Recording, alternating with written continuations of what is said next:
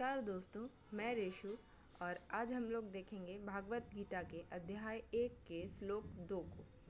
हमारे पिछले वीडियो में आप सबने अध्याय 1 के श्लोक 1 को देखा होगा और उम्मीद है कि आप सभी लोगों को वो पसंद भी आया होगा। तो जैसा कि हमने देखा था, अध्याय 1 का जो श्लोक 1 था उसमें धृतराष्ट्र जो है वो संजय से कहते हैं कि कुरुक्षेत्र के मैदान में क्या चल रहा है, वहाँ पांडव और कौरव जो युद्ध के लिए एकत्रित हुए हैं वो क्या कर रहे हैं, वो क्या चाहते हैं, उनमें युद्ध होगा या अथवा दोनों सुलह कर लेंगे। तो संजय जो हैं वो अपनी दिव्य दृष्टि से देखेंगे और फिर कहेंगे। तो आइए हम लोग देखते हैं कि दूसरा श्लोक जो है वो कुछ इस प्रकार है। संजय उवाच दृष्ट्वा तु पांडवा अनीकं दृश्यं दुर्योधनस्तदा आचार्यं पु संगम्य राजा वचनमब्रतीत।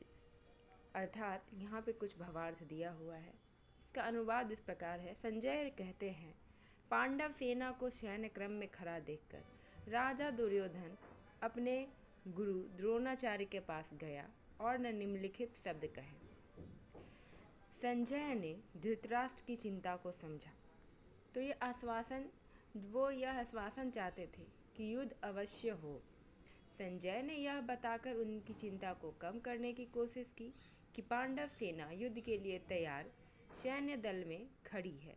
फिर उन्होंने उन्हें बताया कि उनका बेटा दुर्योधन युद्ध के मैदान में क्या कर रहा था। राजा धृतराष्ट्र अंधे थे, इसलिए उनके सबसे बड़े बेटे दुर्योधन ने हस्तिनापुर राज्य पर शासन किया।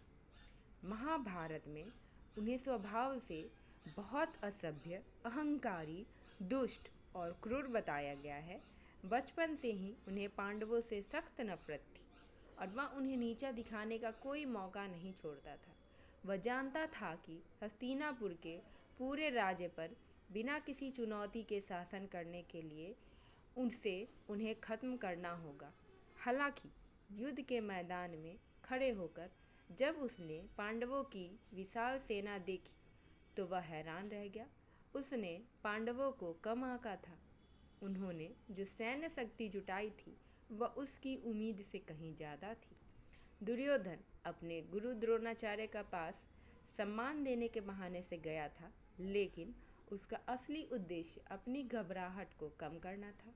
अपने गुरु की भी ओर उसका कदम यह भी दर्शाता है कि पांडव सेना की विशाल सैन्य संरचना ने उसे घबरा दिया था और अब वह इस युद्ध के परिणाम से भयभीत था।